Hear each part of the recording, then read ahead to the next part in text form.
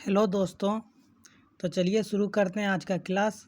ये भी आपका पादप में जनन है और ये 2022 में जो ग्रुप डी की एग्ज़ाम हुई थी, ठीक है, उसका क्वेश्चन है लेटेस्ट। तो देखते हैं क्वेश्चन को। इनमें से क्या अलैंगिक प्रजनन का उदाहरण नहीं है? देखिए, एक होता है लैंगिक प्रजनन और एक होता है अलैंगिक प्रजनन। तो अलैंगिक प्रजनन का उदाहरण नहीं है, यानी कि लैंगिक प्रजनन है। तो हम जानते हैं अलैंगिक प्रजनन इनमें से कौन सा है? द्विविभाजन, बाइनरी फिजन, जिसके माध्यम से अमीबा, लेशमानिया, पैरामीशियम, है ना, उनका जनन होता, प्रजनन होता। विखंडन के अंतर्गत ये होता है द्विविखंडन और बहुविखंडन। बहुविखंडन में आपका प्लाज्मोडियम हो गया, द्विविखंडन में हो गया वही अमीबा, लेशमानिया, पैरामीशियम। और मुकुलन के माध्यम से होता हाइड्रा, ठीक है। तो यहाँ पर अलैंगिक प्रजनन का उदाहरण नहीं है। तो ये सब जो है विखंडन, बाइनरी फिजन, बडिंग यानी कि द्विविभाजन, द्विविखंडन, मुकुलन, ये सब जो तीनों है वो अलैंगिक प्रजनन है। जो ग्राफ्टिंग होता है वह अलैंगिक प्रजनन का उदाहरण नहीं है। इसका आंसर होगा ऑप्शन डी।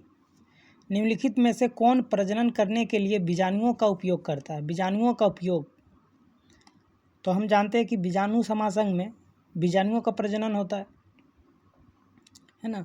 कवक में जो है कवक होता है वो एक, तो उन्हीं में जाल जैसी संरचनाएं उनमें लगना शुरू हो जाता है, ठीक है। और बीजाणु जनन करते हैं, वे बहुत हल्के होते हैं।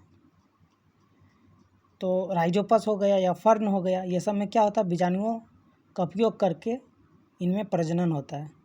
तो इसका आंसर हो गया फर्न। कुछ पौधे अपनी जड़ों से नए पौधे भी पैदा कर सकते हैं। डैश ऐसे ही पौधे का एक उदाहरण है। कुछ पौधे जो है अपनी जड़ों से नए पौधे भी पैदा कर सकते हैं जड़ों के माध्यम से। तो जड़ हुआ, तना हुआ, या पत्तियों से जो उत्पन्न होता है, प्रजनन करता है, उन्हीं को कहते हैं कायिक प्रवर्धन। तो यहाँ पर आप देख सकते हैं शकरकंद जो है वह जड़ों के माध्यम से उत्पन्न होता, पैदा होता है, ठीक है। और जो ब्रायोफाइलम है वो पत्तियों के माध्यम से, पत्ती के किनारे पर जो पत्ता है उनके किनारों पर क्या होता है? कलिकाएं उत्पन्न हो जाती है, ठीक है।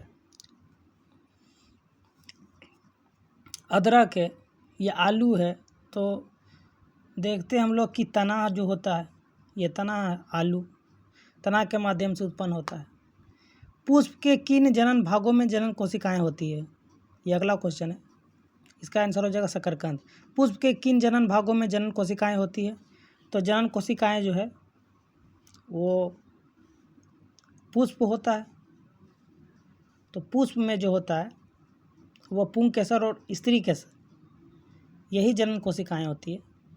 पुंकेसर में पुंमंग होता है और स्त्री केसर में होता है अंडक, ठीक है। इसका आंसर होगा डी। नीचे दिए गए द्विबीजपत्री बीज के चित्र का अध्ययन कीजिए। चित्र में ए, बी और सी द्वारा नामांकित भागों के कार्यों के संबंध में सही विकल्प का चयन कीजिए। तो देखिए, ये आपका जो ड्राइंग दिखा रहा है यही आपका है बीज। तो हमने बताया था बीज का होता है 3 भाग होता है, 3 नाम होता है। इसको कहते हैं हम लोग बीजपत्र, जहाँ पर भोजन का संग्रह होता है। इसको कहते हैं हम लोग प्रांकुर और इसको कहते हैं मूलांकुर। यानी कि इसको भावी प्रव भी कर सकते हैं, इसको भावी मूल भी कर सकते हैं। यानी कि प्रांकुर, मूलांकुर और बीजपत्र, ठीक है। मूलांकुर जड़ मतलब जड़ वाला भाग है, और परोह जो होता है, प्रांकुर जो होता है, वो ऊपर वाला भाग होता है। तो देखिए, ए आपका क्या हो जाएगा? भावी परोह, सही है। भोजन का संग्रह करता है, बी, ये भी सही है। और भावी मूल, यही सही है, यानी कि ये आपका सही है, ऑप्शन ए।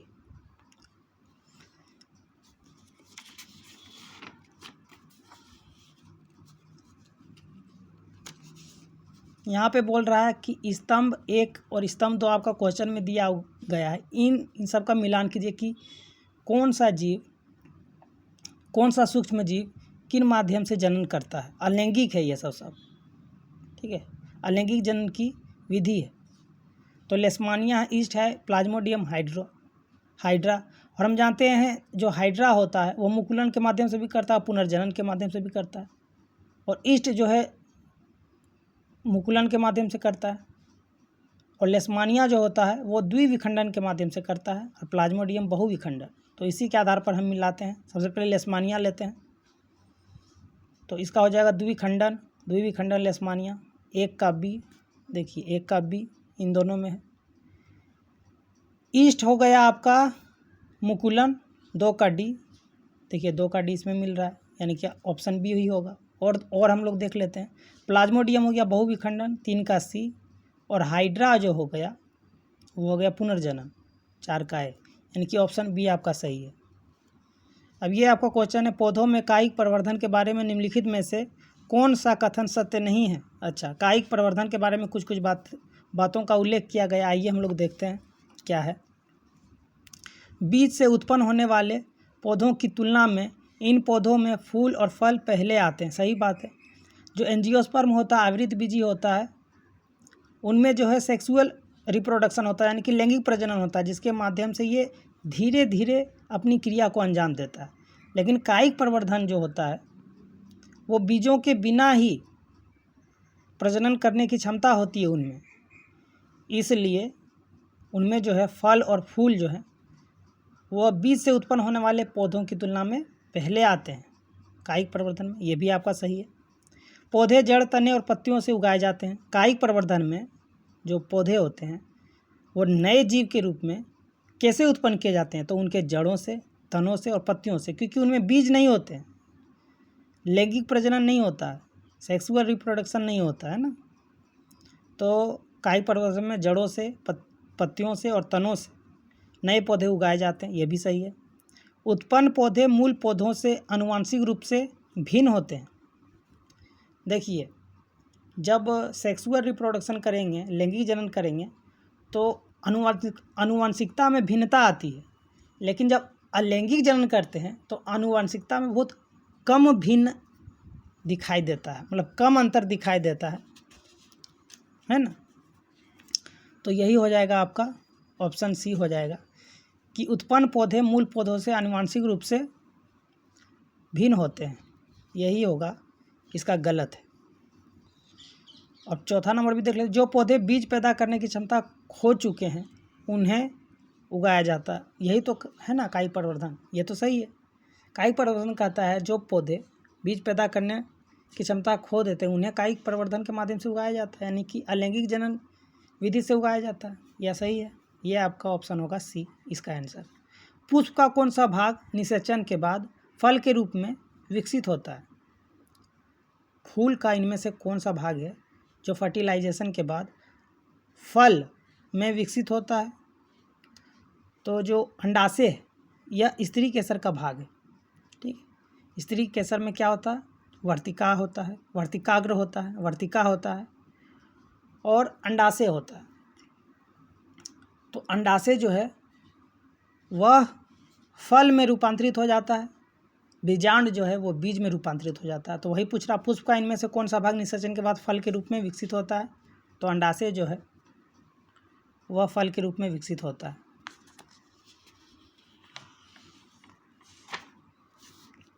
अगला आपका क्वेश्चन है कि निम्नलिखित के लिए सही लेबल की पहचान करें। यह आपका देखिए, ये आपका दिया है स्त्री केसर, यानी कि मादा जनन अंग का भाग दिया हुआ है। पादपों का जो मादा जनन अंग है, एक नर जनन अंग होता है, तो स्त्री जनन अंग का ये दिया हुआ है पार्ट, तो उसमें आपका इसका नाम क्या, इसका नाम क्या, इसका नाम ये बताना है। तो हम जानते हैं कि पहला क्या होता है, वर्तिकाग्र होता है, फिर वर्तिका होता है, फिर अंडाशय होता है।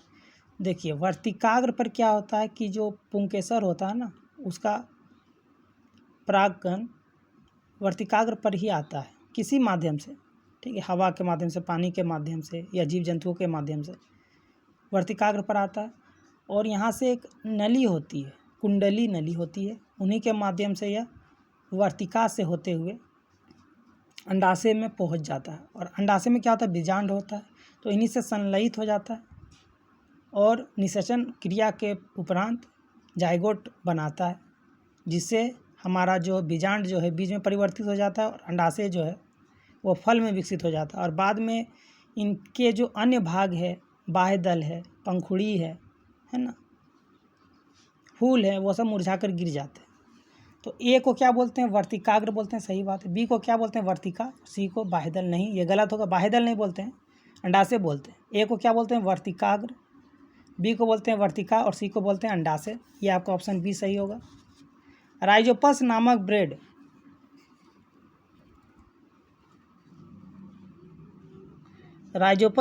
ब्रेड में इनमें किस प्रकार का अलैंगिक प्रजनन प्रदर्शित होता है? तो हम जानते हैं कि जो राइजोपस होता है ना, बीजाणु निर्माण के माध्यम से इनमें अलैंगिक प्रजनन होता है। यहाँ पर देखिए दिया हुआ विस्तार से राइजोपस, ये आपका राइजोपस के निम्नांकित चित्र में कायिक यानी कि वेजिटेटिव अंग और प्रजनन अंग की पहचान करें। तो ये आपका मान ले कि ये आपका राइजोपस है, ठीक है, राइजोपस है। और इनमें जो अलैंगिक प्रजनन होता है वह बीजाणु समासंग यानी कि देखिए यहाँ पर बीजाणुओं का निर्माण हो रहा है, यहाँ पर जो है ये बीजाणु है, ठीक है। तो ये इसका क्या है? यहाँ पर ये है आपका प्रजनन अंग है और ये कायिक अंग है। ए आपका क्या है? प्रजनन अंग और बी आपका कायिक अंग है। ऑप्शन डी आपका सही है। निम्नलिखित में से कौन सा पौधा कायिक प्रवर्धन द्वारा प्रजनन नहीं करता? मतलब कायिक प्रजनन के माध्यम से प्रजनन नहीं करता है। तो हम जानते हैं कि गुलाब है, अंगूर है और गन्ना है। गुलाब, अंगूर, गन्ना, ये सब जो है, केला, अंगूर, गुलाब, गन्ना, केला, ये सब जो है इनमें बीज नहीं होता है, यानी कि ये कायिक प्रवर्धन के माध्यम से जनन करता है। लेकिन आम में जो है बीज पाया जाता है, ये लैंगिक प्रजनन करता है। ऑप्शन डी सही है। इनमें से कौन सा पुष्प का मादा जनन अंग है? देखिए पुष्प का यानी कि फूल का मादा जनन अंग को क्या कहते हैं? स्त्री केसर। और नर रहता तो पुंकेसर। इसका ऑप्शन होगा डी, ए होगा इसका, स्त्री केसर।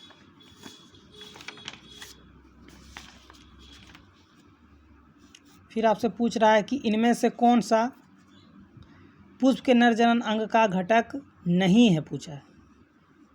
तो देखिए वर्तिका जो होता है वो स्त्री केसर का यानी कि स्त्री का जनन अंग होता है वर्तिका, है ना, जिसको स्टाइल भी कहते हैं। लेकिन परागकोश तंतु और पराग जो होता है वो पुष्प का नर जनन अंग होता है। तो पुष्प का नर जनन अंग घटक नहीं है, तो वर्तिका होगा, ऑप्शन बी। निम्नलिखित में से कौन से पौधे एकलिंगी पुष्प उत्पन्न करते हैं? इनमें से कौन सा पौधा है जो एकलिंगी पुष्प, मतलब उसमें या तो स्त्री जनन अंग होगा या नर जनन अंग होगा? तो हम जानते हैं कि तरबूज और पपीता जो है वो एकलिंगी पुष्प है, इनमें एकलिंगी पुष्प होता है तरबूज और पपीता का जो पौधे हैं।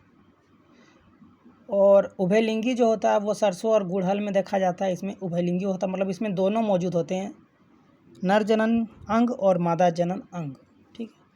पादपों में निषेचन के बाद बीजांड देश में परिवर्तित हो जाता है। तो बीजांड जो है बीज में परिवर्तित हो जाता है और अंडाशय जो है फल में। तो बीजांड जो है बीज में परिवर्तित हो जाता है, ऑप्शन ए। तो आशा करते हैं आप समझ पाए होंगे। ये आपका पूछा गया था 2022 में, ठीक है। आज के लिए इतना ही रखते हैं, धन्यवाद।